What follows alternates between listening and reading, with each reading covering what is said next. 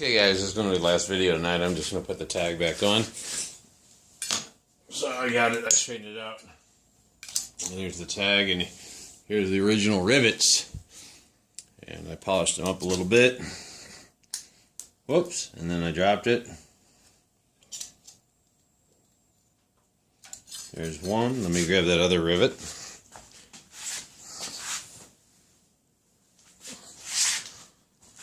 I don't know if these are technically rivets, but they're aluminum, and they've got these pieces on them that make them stick in there permanently.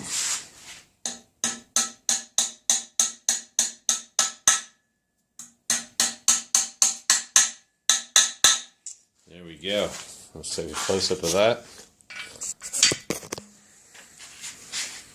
Okay, there's the nameplate affixed with the serial number. Alright guys, good night. Thanks for watching.